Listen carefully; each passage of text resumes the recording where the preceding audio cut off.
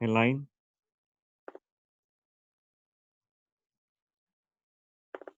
along which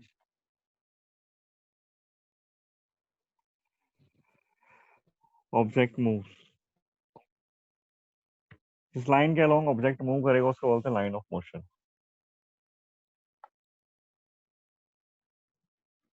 जिस line के along object move करता है उसको बोलते हैं लाइन ऑफ मोशन।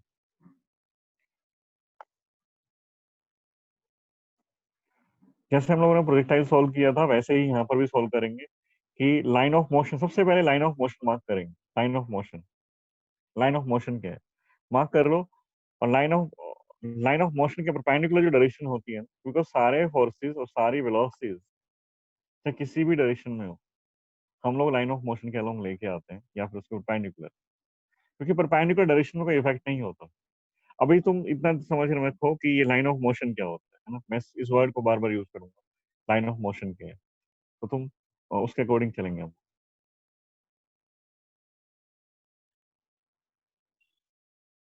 एक जो चीज पहले भी यूज हो चुकी है कि एक लाइन का एंगल विद हॉरिजॉन्टल, कोई एक रेंडम लाइन है, सपोज कोई भी लाइन हो सकती है, मान लेते यही है एक लाइन है, यही एक लाइन है, तो उस लाइन का एंगल विद अगर हॉरिजॉन्टल अगर थीटा है, इस लाइन का एंगल विद हॉरिजॉन्टल अगर थीटा है, तो इस लाइन के परपेंडिकुलर का एंगल, इसका परपेंडिकुलर कुछ होगा ही, ऐसा ऐसा कुछ, इस लाइन का परपेंडिकुलर मतलब ये, इस लाइन का एंगल विद हॉरिजॉन्टल अगर थीटा है तो इस लाइन के परपेंडिकुलर का एंगल मतलब इसका एंगल विद वर्टिकल, ये वर्टिकल होगा, ये थीटा होगा। इस लाइन के परपेंडिकुलर का एंगल विद वर्टिकल थीटा होगा। ये तो तुम 7th क्लास में पढ़ते आए हो शायद, कि दो लाइन के बीच में एंगल अगर थीटा है तो उन लाइंस के परपेंडिकुलर्स के बीच में भी एंगल सेम होगा, मतलब यहाँ पर एक हॉरिजॉन्टल एक वर्टिकल है, तो हमें बार बार परपेंडिकुलर्स की जरूरत नहीं पड़ेगी, क्योंकि हम तो फिजिक्स में हॉरिजॉन्टल और वर्टिकल रेफरेंस ज्यादा लेके चलते हैं, तो मैं वो लाइन मतलब नहीं बोलता हूँ, तो मैं ये बोलता हूँ कि हमारी काफी हेल्पफुल है ये लाइन। एक लाइन का एंगल विद हॉरिजॉन्टल अगर थीटा है तो उस लाइन के परपेंडिकुलर का angle with vertical will be same, that is theta.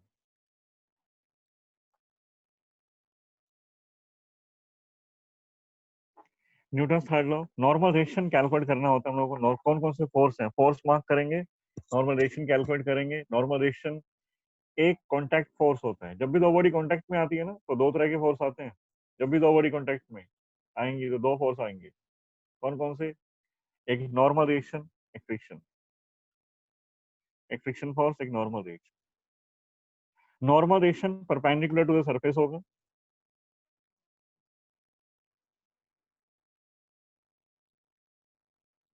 और friction force tangential to the surface होगा। न्यूटन थर्ड लॉ के अकॉर्डिंग स्टेटमेंट क्या कहती है, to an every action, to an every action there is equal and opposite reaction।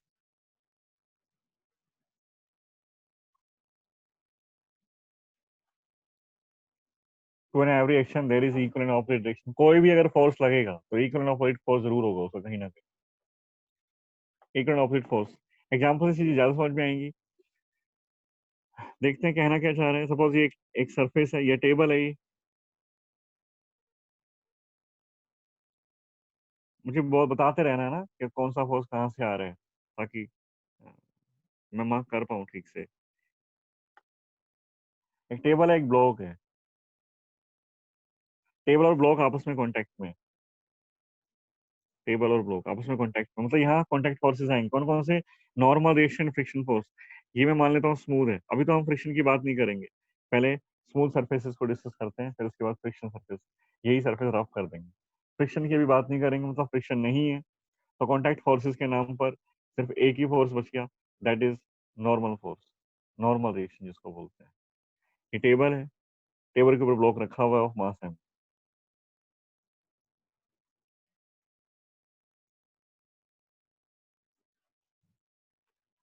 तो हमें सारे forces mark करने हैं, इसके फोर्सेस कौन कौन से फोर्स हैं और उसका एक्शन रिएक्शन पेयर कहाँ बनता है। To an every action there is equal and opposite reaction, action reaction pair mark करना चाहता हूँ।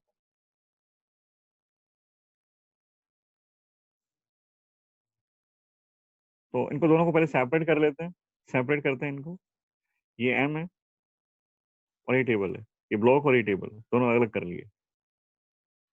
और जितने भी फोर्स है ना, इनका फोर्स ड्रॉ करेंगे इसके ऊपर, कौन कौन से फोर्स किस साइड लग रहे हैं। और उसमें फोर्स ड्रॉ करोगे ऑब्जेक्ट के ऊपर, टेबल के ऊपर, उसको बोलते हैं FBD, free body diagram. Free body diagram देखो, ये मास एम है। कौन कौन से फोर्स लगेंगे एम के ऊपर, कौन सा फोर्स लगेगा तुम्हें क्या लगता है, बताओगे मुझे। एम के ऊपर कौन सा फोर्स लगेगा तुम्हें क्या लगता है। Gravitational force. Gravitational force downward towards the centre of earth, M G लगेगा।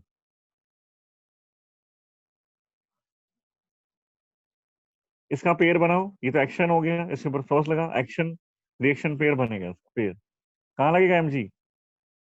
इसका पेयर मतलब इसका इक्वल एंड ऑपोजिट, तो एक ग्राउंड है नीचे, ये अर्थ है,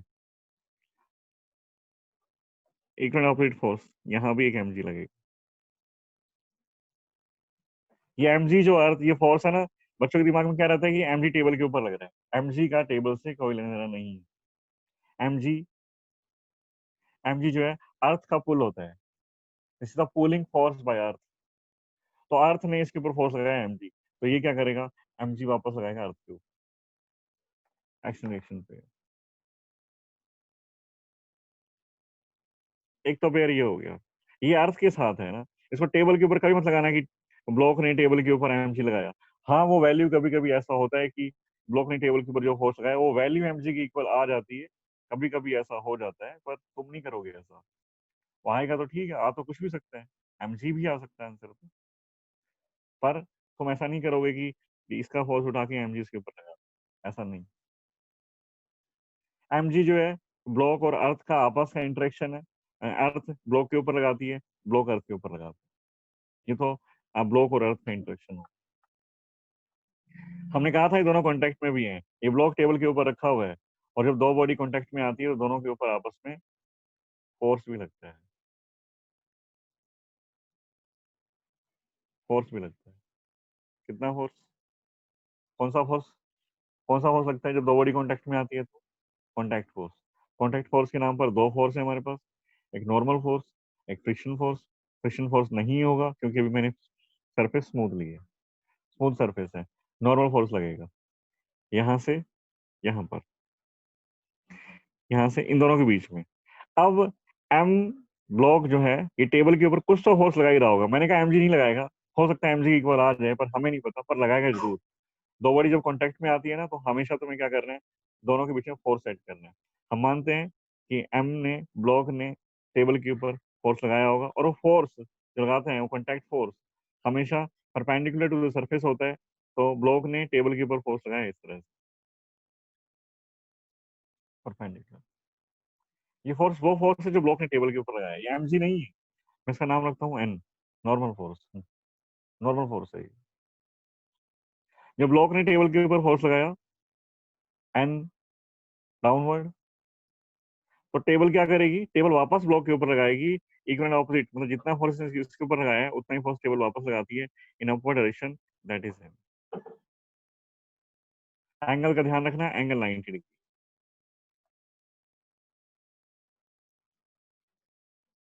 बस और कोई फोर्स नहीं है, यहाँ फ्रिक्शन हो सकता था पर नहीं है, कोई अप्लाइड फोर्स मैंने लगाया नहीं, मैं तो बस एक सिंपलेस्ट एग्जांपल लिया है कि एक ऑब्जेक्ट जो है वो टेबल के ऊपर रखा हुआ है।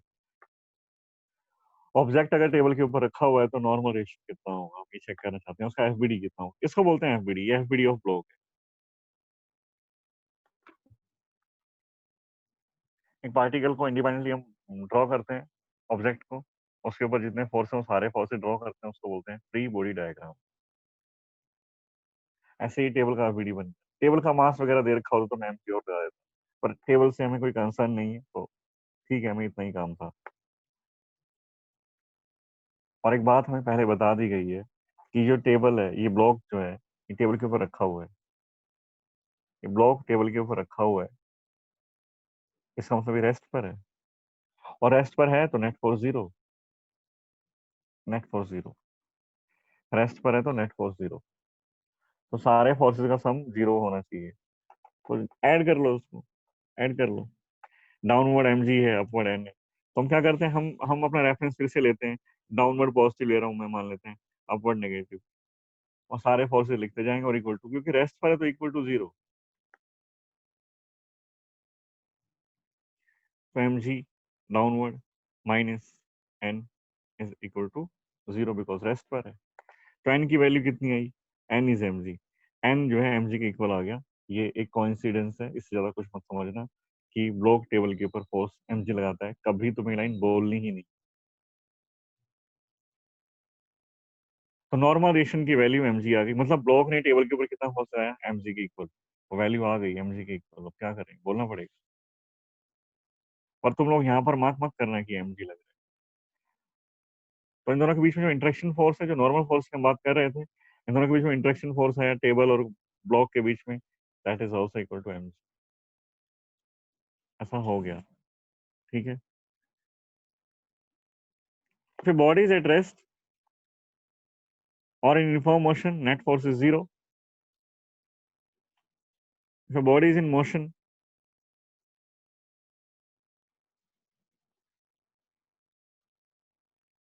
is in motion, मोशन से मेरा मतलब है कि यूनिफॉर्म मोशन नहीं है, नॉन यूनिफॉर्म मोशन में अगर है तो नेट फोर्स अगर रेस्ट पर है तो net force 0। According to Newton second law, net force is equal to mass times acceleration of the object और body, mass times acceleration. If a body is in motion and that motion should be non uniform, uniform motion की बात नहीं कर रहा हूँ, non uniform motion है।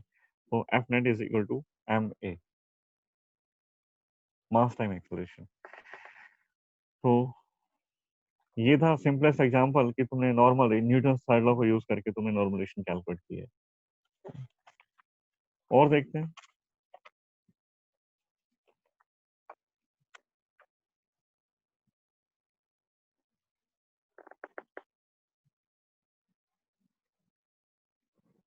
State 10,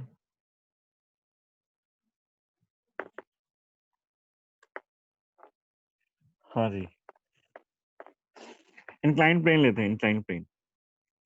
अगर ये ही ऑब्जेक्ट इंक्लाइन प्लेन के ऊपर रखा होता,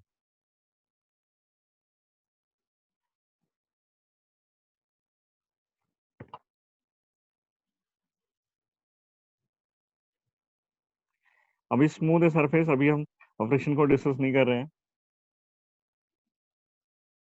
स्मूथ सरफेस है, फ्रिक्शन की बात नहीं करेंगे।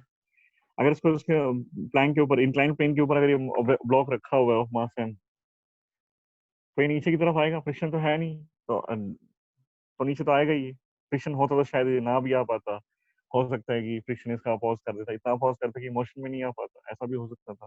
पर फ्रिक्शन लेस सरफेस है, स्मूथ सरफेस है, तो ये डेड श्योर नीचे आएगा ही आएगा। नीचे आएगा इस तरफ आएगा, देखना ध्यान से, इस तरफ आएगा। ये मैं ड्रॉ कर रहा हूँ, ये लाइन इसका, ये जो है इसका ए, ए, ये इसका लाइन ऑफ मोशन है, लाइन ऑफ मोशन। वहां तो रेस्ट में था, मोशन था ही नहीं, तो और वैसे उस केस भी बहुत सिंपल सा था, तो ज्यादा जरूरत कुछ पड़ी नहीं। ये लाइन ऑफ मोशन है, ये डॉटेड लाइन है, इस लाइन के अलोंग मूव करता है ये। अगर हम इसके ऊपर फोर्स लगाना चाहें तो मैं दोनों को अलग अलग कर लेते हैं। ये तुम्हारा ब्लॉक हो गया, ये सपोज ब्लॉक है ऐसे, और ये वो प्लेन है, डाउनवर्ड डाउनवर्ड एमजी जो अर्थ अर्थ के ऊपर लगेगा, अर्थ। अब एक दो बार तो मैं अर्थ बनाऊंगा, फिर बाद में अर्थ नहीं बनाऊंगा, अर्थ और इसका पेयर बनता है।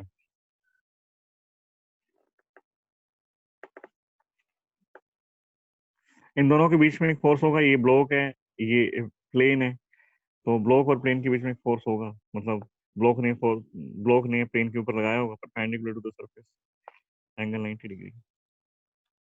और ये जो फोर्स है, ये फोर्स एन है, रेजिस्टेंस के ऊपर लगाया है, तो फिर प्लेन ने भी लगाया होगा, प्लेन ने भी लगाया होगा, किधर, परपेंडिकुलर टू द सरफेस, ऐसे। बस दो ही फोर्स लगते हैं, और कोई फोर्स नहीं आया अभी तक, दो ही फोर्स। लाइन ऑफ मोशन कुछ ऐसे है, लाइन ऑफ मोशन कुछ ऐसे है, वो इधर मूव करेगा। लाइन ऑफ मोशन के अलोंग सारे फोर्स होने चाहिए। Resolve all the forces along the line of motion और परपेंडिकुलर टू इट, क्योंकि perpendicular to the direction of any force उसका कोई इफेक्ट नहीं होता। तो हम क्या करते हैं कि लाइन ऑफ मोशन है तुम्हारा, सारे फोर्स इस लाइन में होने चाहिए, सारे फोर्स इस लाइन के अंदर, जो नहीं है ना उनको रिजोल्व करके लेके आओ इस लाइन में, या फिर इसके परपेंडिकुलर, इसके परपेंडिकुलर ये डायरेक्शन है, लाइन ऑफ मोशन के परपेंडिकुलर ऑलरेडी ये है। तो ये दो डायरेक्शन है हमारे पास, इन दोनों में से किसी एक डायरेक्शन में फोर्स होना चाहिए, फर्स्ट और सेकंड लाइन के अलोंग। फर्स्ट लाइन है line of motion, second line है line perpendicular to the line of motion. तो ये दो डायरेक्शन है फ्री, और जहां पर तुम फ्री हो to resolve any force. Otherwise situation थोड़ी कॉम्प्लिकेट हो जाएगी, डील करना मुश्किल हो जाएगा। ऐसा नहीं कि नहीं हो सकता है, पर डील करना मुश्किल हो जाएगा। सिंपलेस्ट अप्रोच यही है कि resolve all the forces along the line of motion, या फिर परपेंडिकुलर। तो हम लोगों ने देखा कि ये एमजी एक फोर्स है, एक नॉर्मल रिएक्शन है, दो ही फोर्स हैं, दोनों का पेयर मैंने आराम से बना रही है, एमजी का ये पेयर है, नॉर्मल रिएक्शन का ये पेयर।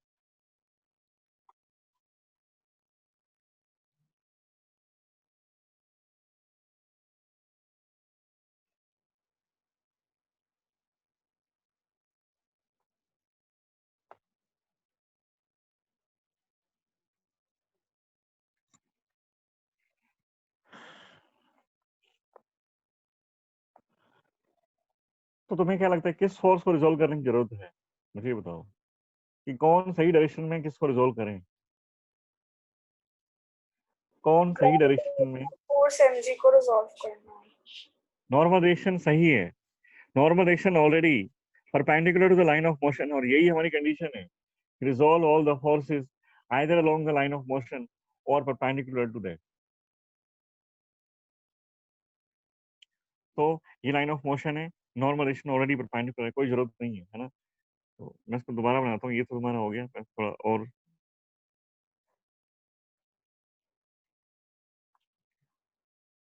अब जो है सिर्फ हम इस ब्लॉक को ड्रॉ कर रहा हूँ सिर्फ मैं, है ना, एंड इसकी बात नहीं कर रहा हूँ, ये बन चुका है। ब्लॉक के लिए बात करते हैं। ये एंगल थीटा है, ये डाउनवर्ड फोर्स mg, सरफेस के परपेंडिकुलर, ये सरफेस जो है सरफेस के परपेंडिकुलर, ये नॉर्मल रिएक्शन,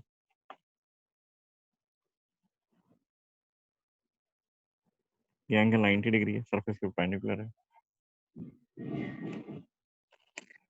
इस लाइन का एंगल विद हॉरिजॉन्टल, इस लाइन का एंगल विद हॉरिजॉन्टल अगर देखें तो थीटा है।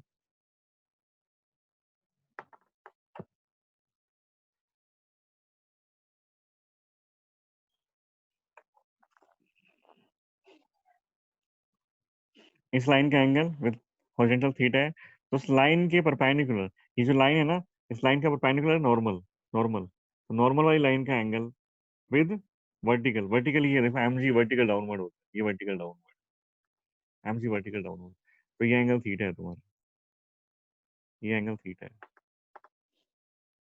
इस लाइन का एंगल हॉरिजॉन्टल थीटा है, तो इस लाइन के परपेंडिकुलर का एंगल मतलब इस नॉर्मल की जो लाइन है, नॉर्मल वाली लाइन का एंगल वर्टिकल थीटा है। तो हमें तो यही कर रहे हैं, resolve all the forces along the line of motion और परपेंडिकुलर टू दैट। तो नॉर्मल के अलोंग इसका कंपोनेंट जा सकता है, ये एंगल अगर थीटा है तो इसका कंपोनेंट नॉर्मल के अलोंग जा ही रहा है, कितना हो गया mg cos थीटा, नॉर्मल के अलोंग। और दूसरा कंपोनेंट आएगा parallel to the plane, this is parallel to the plane, this parallel to the plane is mg sin theta, ये mg sin theta, mg component, mg down vertical downward है, mg cos theta इधर हो गया, mg sin theta इधर हो गया, और ये जो है ये इसका लाइन ऑफ मोशन है। और ये तुम्हारा ये जो mg कंपोनेंट बन गया, तो ये इनइफेक्टिव हो गया, एक तरह से इनइफेक्टिव हो गया। इसको रिजोल्व कर लिया, खत्म हो गया। mg के दो कंपोनेंट आ गए, mg cos theta and mg sin theta. mg cos theta जो कंपोनेंट आया, that is perpendicular to the direction of line of motion. mg sin theta is the component of mg along the line of motion.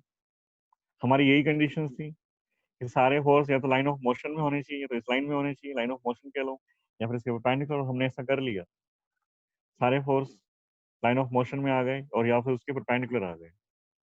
तो mg sin theta एक force है इधर, और एक force ये है। अब तुम्हें इसका मोशन ऑब्जर्व करना है।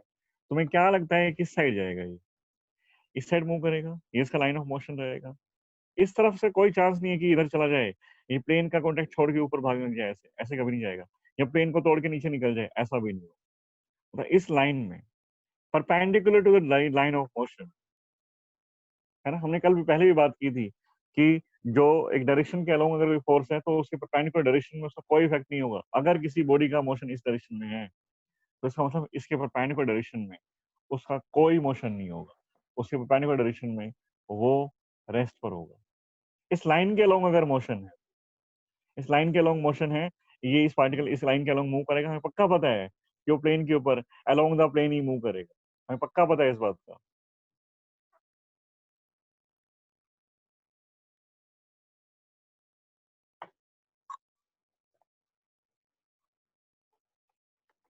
ये से लाइन ऑफ मोशन है, तो इस लाइन ऑफ मोशन के परपेंडिकुलर डायरेक्शन में इस तरफ इसका कोई मोशन नहीं होगा। मतलब इस तरफ ये रेस्ट पर रहेगा। इस तरफ जितने ही फोर्स हैं, सारे फोर्सेस का vector sum must be equal to 0। इस लाइन में कोई मोशन नहीं, इस लाइन में, इस लाइन में है, इस लाइन में लिख देंगे, इस लाइन में लिख देंगे, इस लाइन में नहीं है। तो पहले मैं इस लाइन को लिखता हूँ, मुझको पता है ना कि नेट फोर्स 0 इस लाइन को लिख लेते हैं। तो डायरेक्शन हमेशा मार्क करनी होती है, तुम्हारी मर्जी होती है। तो परपेंडिकुलर डाउनवर्ड जो है, परपेंडिकुलर टू द प्लेन, इसके प्लेन के परपेंडिकुलर है, ये पॉजिटिव है और ये नेगेटिव।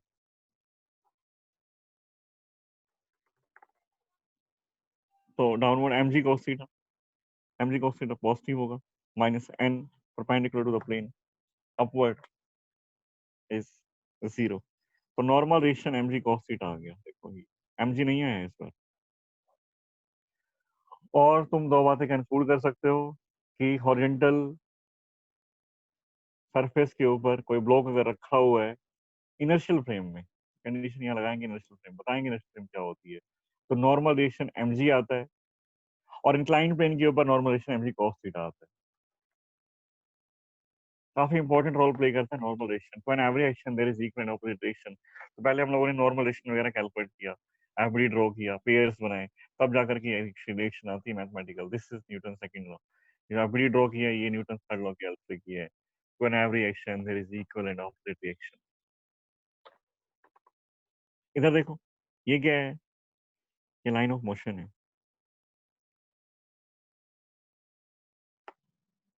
इधर तो ये मूव कर ही रहे हैं, इधर तो ये मूव कर ही रहे हैं, और हमें पता है कि इधर मूव करे, तो हम मान लेते हैं इसका एक्सेलरेशन इधर इधर ही होगा।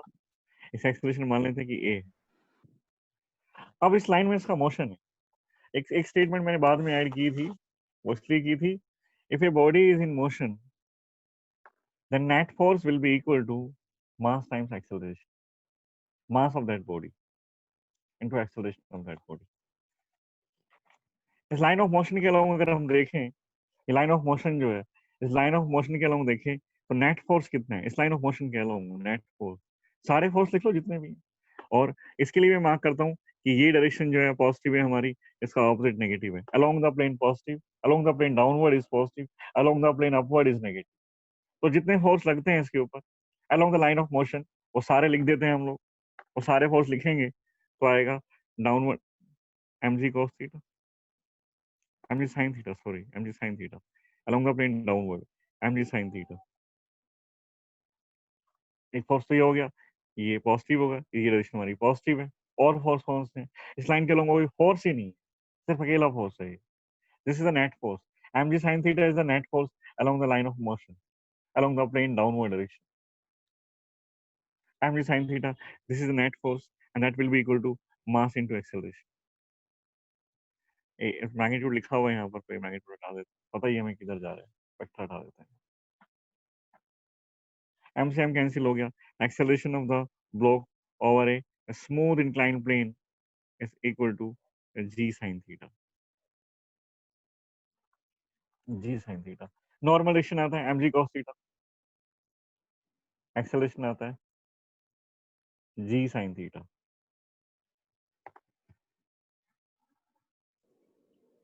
सर mg sin थीटा का कोई एक्शन रिएक्शन पेयर नहीं बनेगा? एक्शन रिएक्शन फोर्स का लेते हैं, फोर्स का एक्शन रिएक्शन पेयर होता है। तो पहले हम लोगों ने सबसे पहले हमने यहीं से बात स्टार्ट की थी कि कितने फोर्स हैं, कौन कौन से फोर्स हैं। तो हमने देखा कि एक तो एम है जो अर्थ का और ब्लॉक के बीच में एक पेयर तो ये बना था।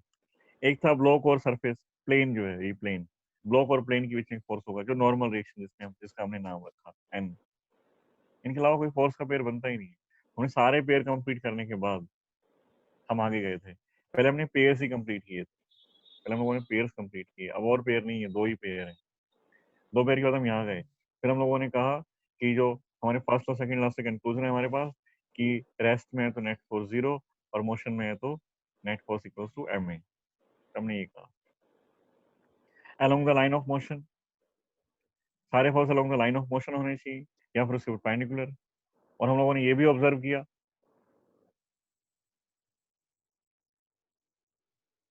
कि नॉर्मल रिएक्शन जो फोर्स है that is already perpendicular to the direction of line of motion.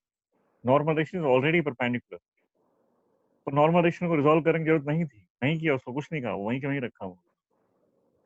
M G सही डायरेक्शन में नहीं था, ना तो वो लाइन ऑफ मोशन के अलोंग है ना उसके परपेंडिकुलर है। ऐसा कोई भी फोर्स हो, या कोई भी हो ना, कोई फर्क नहीं पड़ता क्या नाम है उसका, ऐसा कोई भी फोर्स जो लाइन ऑफ मोशन के अलोंग नहीं है या फिर उसके परपेंडिकुलर नहीं है, उसको रिजोल्व करना पड़ेगा, उसको रिजोल्व करेंगे। और हमने फिर वही किया, हमने देखा कि एम जो लाइन ऑफ मोशन के अलोंग नहीं है ना उसके परपेंडिकुलर है, तो एम को इधर ले गए, एम जी cos थीटा, एक कंपोनेंट इधर आया, तो एम को रिजोल्व कर दिया दो अलग अलग फोर्सेज में।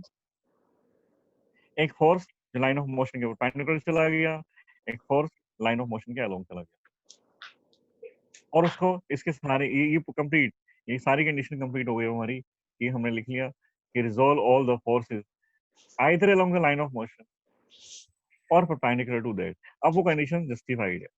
अब इसके बाद हम लोग इक्वेशन लिखते हैं, इक्वेशन हर स्टेप में। इक्वेशन कैसे लिखी जाती है?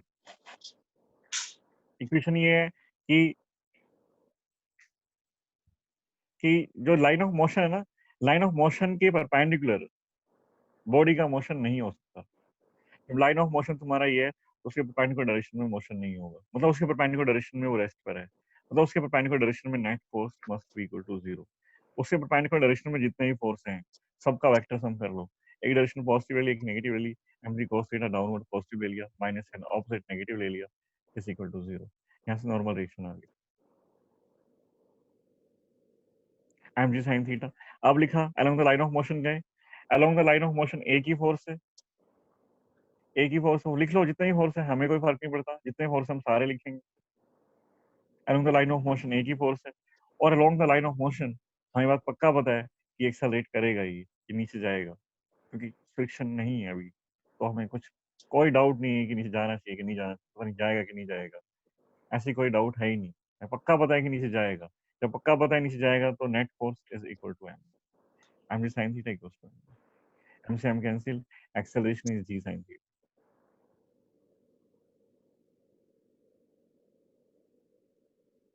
समझ में आएगा? Yes sir. एक और एग्जांपल करते हैं, थोड़ा सा कॉम्प्लिकेट करते हैं उसको, है ना, क्योंकि बहुत सिंपल चीजें तुम्हें आएंगी भी, और शायद चीजें जो तुम्हारी अब तक के डाउट हैं वो और क्लियर हो जाएंगी, कुछ छोटी छोटी चीजें निकल करके आएंगी। ध्यान से देखना, थोड़ा टाइम लगाऊंगा मैं इसमें, शायद यही पूरा करूंगा आज की क्लास में। एक जो केस मैं डिस्कस करना चाहता हूँ।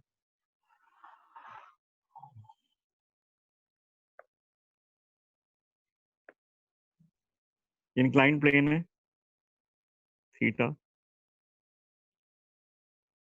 ये m1,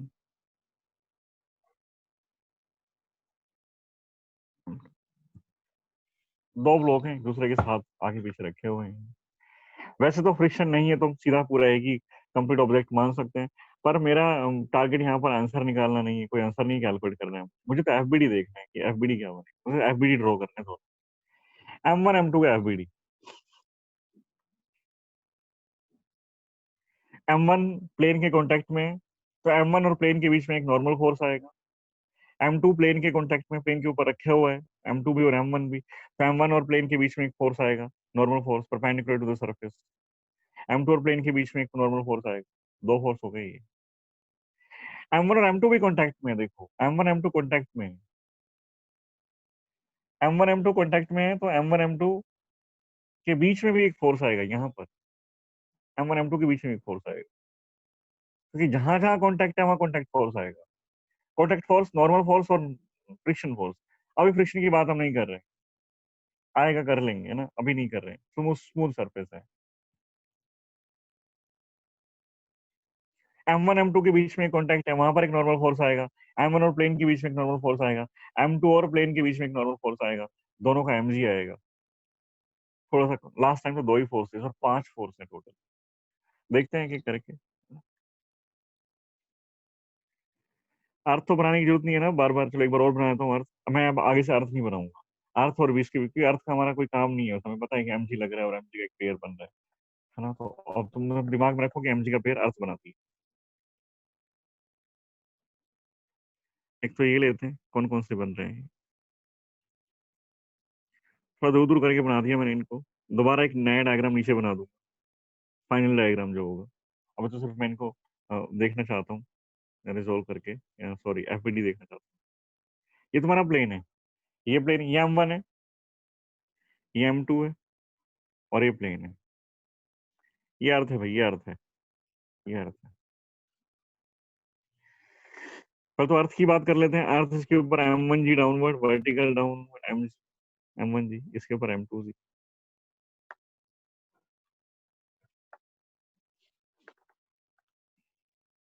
M1 ने, M1 प्लेन के ऊपर रखा हुआ, M1 ने प्लेन के ऊपर लगाया होगा, प्लेन, ये प्लेन है, M1 ने प्लेन के ऊपर लगाया होगा, ये पेयर है N1, तो प्लेन ने वापस लगाया इसके ऊपर N1, perpendicular to the surface, surface के परपेंडिकुलर होता है ये। नॉर्मल मतलब परपेंडिकुलर होता है, N मतलब नॉर्मल। M2, M2 भी प्लेन के ऊपर रखा हुआ है, तो M2 ने भी प्लेन के ऊपर एक फोर्स लगाया होगा,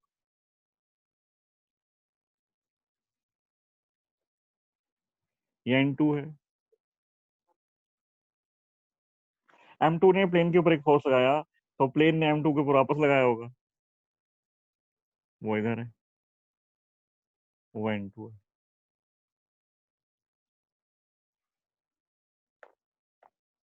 M2 और M1 कांटेक्ट में, M2 शायद M1 को पीछे से पुश कर रहा है, तो M2 ने M1 के ऊपर एक फोर्स लगाया होगा इस तरफ, perpendicular to the surface of the block.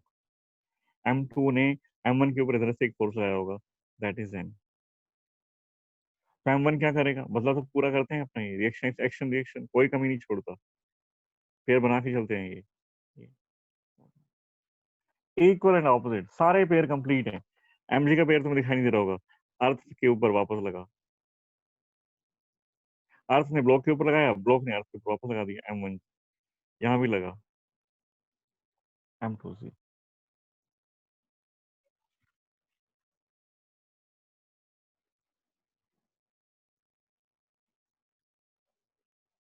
ठीक है ना।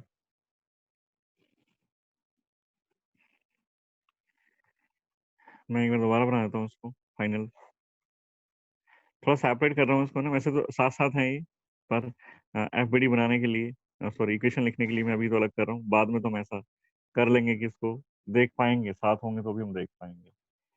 ये M1, ये M2, सिर्फ अब मैं M1 M2 के फोर्स मार्क कर रहा हूँ, पेयर नहीं बना रहा हूँ, पेयर मैंने सारे बना दिए, सिर्फ M1 M2 की बात कर रहे हैं, M1 M2 जी।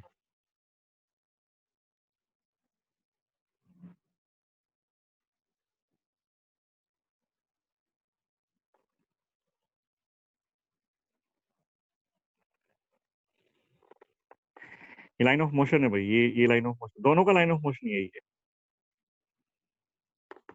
इसी लाइन में दोनों ट्रेवल करेंगे, मूव करेंगे। M2 ने M1 के ऊपर फोर्स लगाया इस तरह,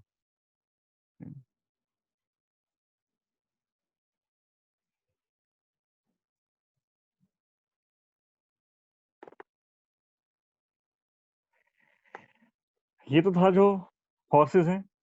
अब तो देखना ये है कि सारे फोर्स का सही डायरेक्शन में, सही डायरेक्शन से मेरा मतलब क्या है, सही डायरेक्शन से मेरा मतलब क्या है, सही डायरेक्शन का मतलब है कि क्या सारे फोर्सेस लाइन ऑफ मोशन के अलोंग है या उसके परपेंडिकुलर, चेक कर लो कौन कौन सही डायरेक्शन में है और कौन कौन नहीं है, मेरे को बता दो एक बार, कौन कौन सही डायरेक्शन में है, पहले तो ये बताओ कौन कौन सही है, कौन कौन सही डायरेक्शन के अलोंग है, किस किस को रिजॉल्व नहीं करना पड़ेगा। N1 N2 और N।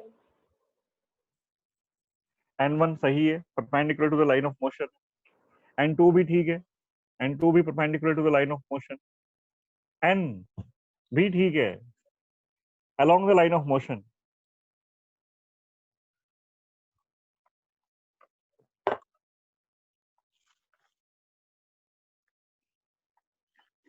प्रॉब्लम है सिर्फ M1 M2, M2 M1G और M2G, ये दोनों ऐसे हैं ना तो ये लाइन ऑफ मोशन के अलोंग है और ना परपेंडिकुलर है। हाँ, ये inclination angle, angle of inclination दिया हुआ है थीटा, तो हमें पता है कि एंगल थीटा होगा, ये एंगल थीटा होगा। कंपोनेंट्स ले आओ, इधर एक कंपोनेंट आया, इधर एक कंपोनेंट आया, M1 का थीटा के इस साइड थीटा लेके जाओगे तो it will be M1G cos theta, और दूसरा कंपोनेंट आएगा इस side and that is M1G sin theta. इधर एक कंपोनेंट आया, this component is M2G cos theta, और एक कंपोनेंट इधर आया M2G sin theta. Smooth surface के ऊपर रखे हुए हैं ये,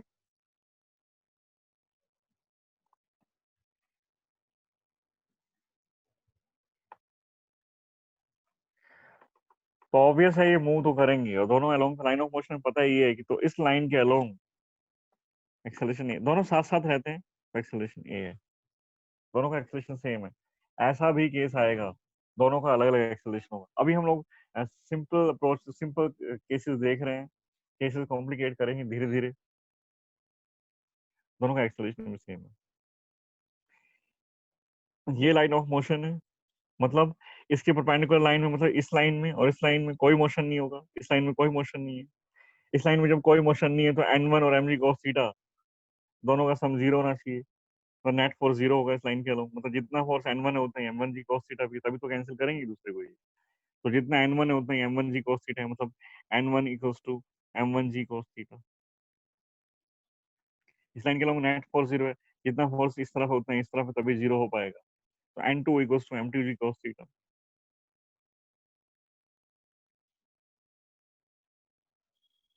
जैसे M1g sin थीटा, इसके ऊपर देखो along the line of motion, इसके ऊपर M1 के ऊपर इक्वेशन लिखवाओगे मेरे को, M1 की इक्वेशन क्या होगी, M1 की इक्वेशन लिखवाओगे along the line of motion, लिखवाओ।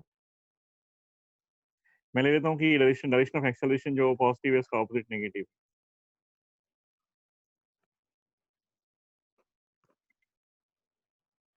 Equation लिखवाओ जरा इसकी, इसकी M1 की इक्वेशन क्या होगी, M1G sin theta equal to M1A। M1g sin theta. और कोई बताएगा, सारे आंसर डेवलप ने देगी या कोई और भी बताएगा,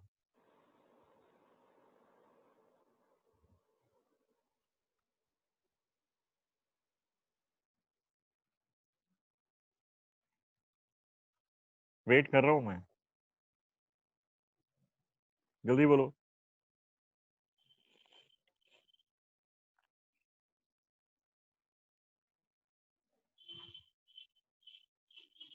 अर्पित,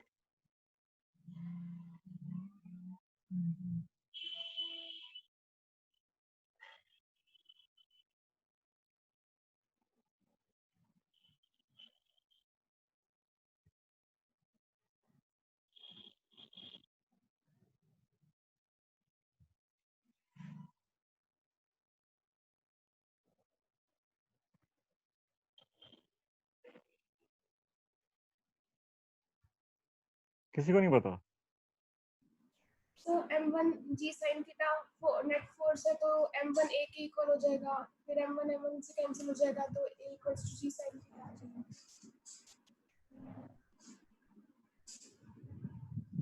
नहीं, पूरी इक्वेशन बताओ मेरे को, पूरी इक्वेशन, इक्वेशन क्या लिखूं मैं?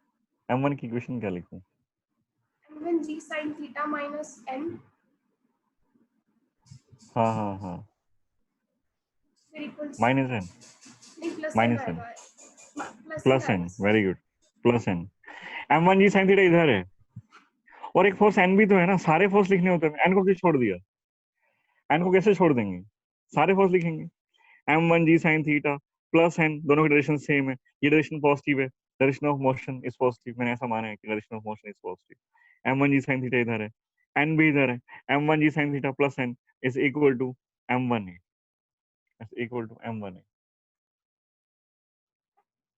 इधर m2 जी साइन थीटा इधर लगा हुआ है, और n रिवर्स डायरेक्शन में, इस इक्वेशन क्या हो जाएगी? m2 जी साइन थीटा तो पॉजिटिव डायरेक्शन में, और n जो है रिवर्स है, minus n is equal to m2 है।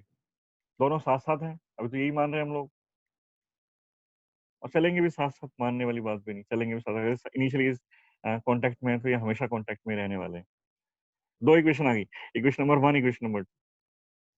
यहाँ से तुम चाहे जो निकाल सकते हो। n1 आ गया हमारे पास, n1 is the normal reaction, normal force between m1 and plane, n2 is normal force between m2 and plane, n n is the normal force between m1 and m2, तो n भी calculate करना है, तो n कितना है?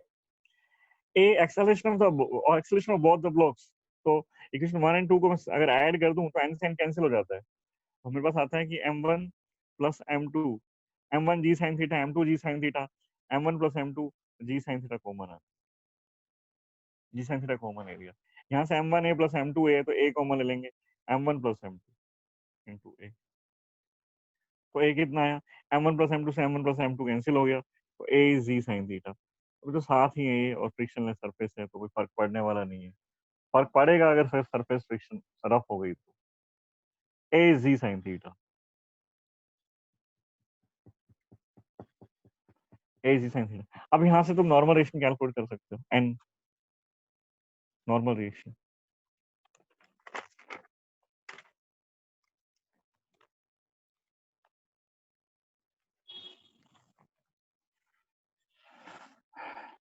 Equation है m1 G sine theta plus n equals to m1a m2 G sine theta minus n is equal to m2a।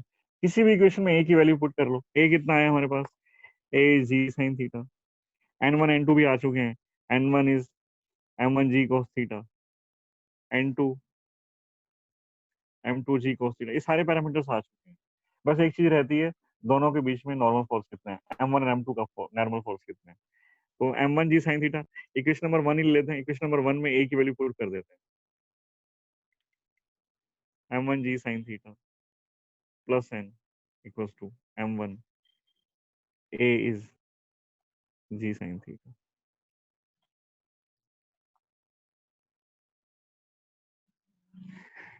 m1 g sin theta minus m1 g sin theta is equal to n। इसको धर ले गए, n की value आ गई 0। इन दोनों के बीच में जो नॉर्मल फोर्स है वो 0। तुम अपनी मर्जी से जीरो नहीं करोगे, आ गया तो आ गया, है ना? ये आएगा, नॉन जीरो भी आएगा, ये कब आएगा? जब फ्रिक्शन वाले केस आएंगे। तो तुम्हें तो क्या करना है, जैसे ही जहां भी कोई कॉन्टेक्ट दिखाई दे, एक नॉर्मल फोर्स मार्क कर दो सीधा, वही नॉर्मल फोर्स हो गई हो, नॉर्मल फोर्स हो गई हो, जहां जहां भी कॉन्टेक्ट दिखाई दिया। मेरे को दिखाई दिया 2-3 जगह पर कॉन्टेक्ट दिखाई दिया था, m1 और प्लेन के बीच में कॉन्टेक्ट दिखाई दिया, मैंने कहा n1 फोर्स आएगा दोनों के बीच में। m2 और प्लेन के बीच में दिखाई दिया, एक फोर्स n2 ले लिया। m1 m2 के बीच में दिखाई दिया, एक फोर्स ले लिया n। तो जितने कॉन्टेक्ट दिखाई दे रहे हैं, एक कॉन्टेक्ट देखो यहाँ पर है, एक कॉन्टेक्ट यहाँ पर है, एक कॉन्टेक्ट यहाँ पर है, जितने अलग अलग कॉन्टेक्ट दिखाई दे रहे हैं, उतने ही फोर्स मैंने मार्क की। अब वो बात अलग है कि n1 की वैल्यू कितनी आई और n की कितनी आई, वो तो एक देखो मैथमेटिकल सब कुछ है, कैलकुलेशन में कुछ भी आ सकता है।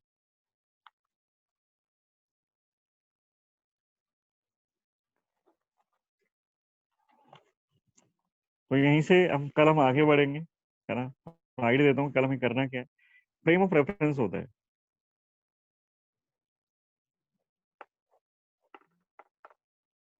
Frame of reference. Frame of reference क्या होता है कि तुम मोशन को या पूरे सिस्टम को कहाँ से ऑब्जर्व कर रहे हो। कभी कभी ऐसा होता है कि ट्रेन का एग्जांपल बहुत कॉमन है, वही वही बात करते हैं। ट्रेन में बच्चा बैठा हुआ था, उसके हाथ में बॉल है। अगर बच्चे के हाथ में बॉल है तो उसने बॉल को थ्रो किया अपवर्ड डायरेक्शन में, वर्टिकली अपवर्ड डायरेक्शन में थ्रो कर दिया या डाउनवर्ड उसने ड्रॉप कर दिया, जो भी कुछ किया उसने।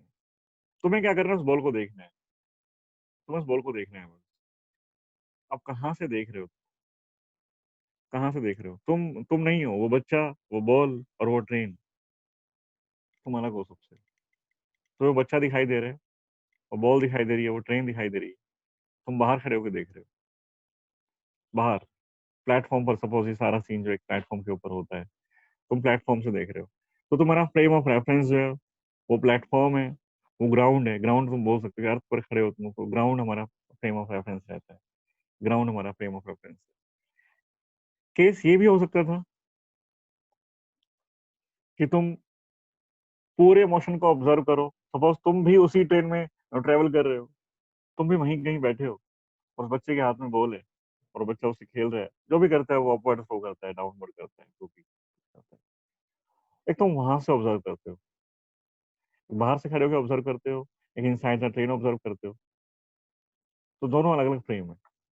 दोनों जगह से तुम्हें बॉल का मोशन अलग अलग दिखाई देगा। तो फ्रेम ऑफ रेफरेंस से काफी फर्क पड़ता है सिचुएशन कैसी है और उस सिचुएशन को कैसे डील कर। और ट्रेन मूविंग है, ट्रेन अगर रेस्ट पर हुई तो फिर तो बात वही है, जैसे ही बाहर खड़े होकर देखोगे ना, वैसे ही अंदर से दिखाई देगी। और ट्रेन मूविंग है, और ट्रेन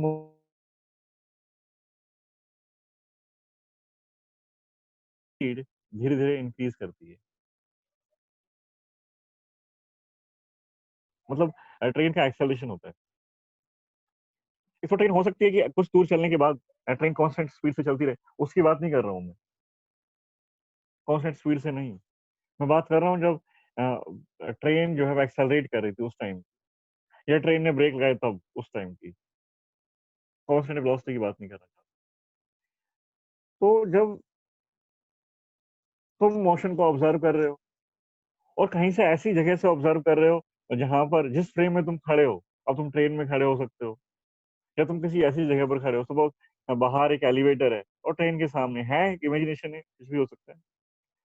अब बाहर एक एलिवेटर है, एलिवेटर में तुम लोग ऊपर जा रहे हो और एलिवेटर का एक्सेलरेशन। अब तुम ऑब्जर्व कर रहे हो, तुम तीन तीन जगह से ऑब्जर्व कर सकते हो। ग्राउंड पर या प्लेटफॉर्म पर खड़े हो, फर्स्ट केस। सेकंड केस, तुम इनसाइड द ट्रेन हो, सेकंड केस। थर्ड केस, तुम बाहर एक एलिवेटर है, एलिवेटर अपवर्ड डायरेक्शन में एक्सेलरेट करता हुआ जा रहा है या ट्रेन एक्सेलरेट कर रही है। तुम ट्रेन में हो सकते हो, तुम एलिवेटर में हो सकते हो, तुम ग्राउंड पर हो सकते हो। तीनों केस अलग अलग हैं। इसको बोलते हैं फ्रेम ऑफ रेफरेंस। तुम कहाँ से पूरे सिस्टम को या मोशन को ऑब्जर्व कर रहे हो। फ्रेम ऑफ रेफरेंस दो तरह के होते हैं, inertial frame and non inertial frame. First case है when you are observing the event from ground, that frame is known as non-inertial frame, or a frame moving with constant velocity is also known as, sorry, inertial frame. If you are observing the event from ground, or a frame which is moving with a constant velocity is known as inertial frame. Ground पर खड़े होकर देखना मतलब inertial frame. और मैंने कहा कि train accelerate कर रही है या एलिवेटर में तुम एलिवेटर एक्सेलरेट कर रहा है, आइदर इन अपवर्ड डायरेक्शन और डाउनवर्ड डायरेक्शन, ये मैटर नहीं करता है। अगर तुम पूरी बॉल को ऑब्जर्व करते हो, उस पूरे इवेंट को ऑब्जर्व करते हो, बच्चा है, बॉल है, उछाल रहा है, ये सब करते हो, और किसी ऐसी जगह से कर रहे हो कि जहां पर तुम खड़े होकर देख रहे हो उसको, वो खुद वो खुद एक्सेलरेट कर रही है।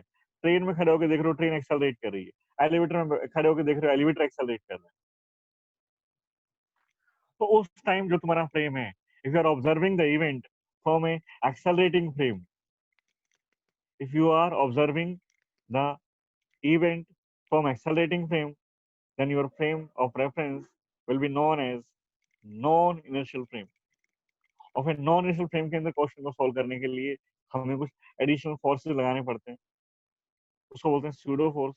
कल हम इसकी बात आगे करेंगे, आगे बढ़ाएंगे इस डिस्कशन को, है ना। तो एक मैं तुम्हारे दिमाग में से पिक्चर छोड़ना चाहता था कि इनिशियल नॉन इनिशियल क्या है, दो तरह के फ्रेम और रेफरेंस क्या है। पहली बात तो यही है इनिशियल। नॉन इनिशियल क्या होता है, सेकंड ये कांस्टेंट वेलोसिटी या रेस्ट पर कोई फ्रेम अगर है तो उसको बोलते हैं इनिशियल फ्रेम, और ऐसा कोई फ्रेम जो एक्सेलरेटिंग है उसको बोलते हैं नॉन इनिशियल फ्रेम। अगर तुमने सिचुएशन को या इवेंट को ऑब्जर्व किया फ्रॉम नॉन इनिशियल फ्रेम तो तुम्हें कुछ एडिशनल फोर्सेस लगाने पड़ेंगे और फिर उसके बाद सिचुएशन को डील करना पड़ेगा। बहुत सारे क्वेश्चंस ऐसे हैं जो नॉन इनिशियल फ्रेम के अंदर जल्दी सोल्व हो जाते हैं, कम काम हमें करना पड़ता है, सिचुएशन को जल्दी हम लोग इमेजिन कर पाते हैं। इनिशियल फ्रेम में चीजें कई बार कॉम्प्लिकेट दिखाई देती हैं, नॉन इनिशियल के अंदर नहीं। जैसे उस बच्चे ने बॉल उछाल दी और तुम ट्रेन के अंदर खड़े हो तो तुम्हें उस बॉल का मोशन बड़ा सिंपल सा दिखाई देगा, फिर ऊपर जा रही नीचे आ रही। पर अगर तुम ही प्लेटफॉर्म पर खड़े हो तो बॉल का मोशन तुम्हें थोड़ा अजीब दिखाई देगा, ट्रेन भी मूव कर रही है, बॉल भी मूव कर रही है, दोनों का कंबाइंड मोशन दिखाई देगा। तो बहुत बार ऐसा होता है कि चीजें नॉन इनिशियल फ्रेम के अंदर बहुत सिंपल दिखाई देती हैं और इसलिए हम लोग उसको पढ़ते भी हैं। तो कल हम यही बात करेंगे, non initial frame, inertial frame, acceleration, pseudo force. Force हम कल एडिशनल फोर्स लेके आएंगे, वो होगा स्यूडो फोर्स। तो ये डिस्कशन हम कल करेंगे, आज इतना ही, ठीक है। और अभी मैं तुम्हें असाइनमेंट सेंड करूंगा एक, है ना, और तो अपना उसके ऊपर काम करो। प्रीवियस जो डाउट्स थे तुम्हारे, जो तुमने ऑलरेडी किए हैं क्वेश्चंस, काफी क्वेश्चंस किए होंगे, तो उनके जो डाउट्स आए थे वो करो। एक बार मैं आज फिर भेजता हूँ। मैं तुम्हें बार बार बोल रहा हूँ कि जो पहले डाउट आए थे वो कर लो, क्योंकि इस बार जो मैं असाइनमेंट भेजूंगा कंपैरेटिवली वो टफ होगा, थोड़ा सा टफ होगा, है ना, तो टाइम लगेगा। तुम कर लो उसको, मैं भेजता हूँ। किसी कुछ बोलना है, पूछना है, किसी को डाउट हो, कुछ पूछना हो, चलो कल करते हैं, लीव कर दो।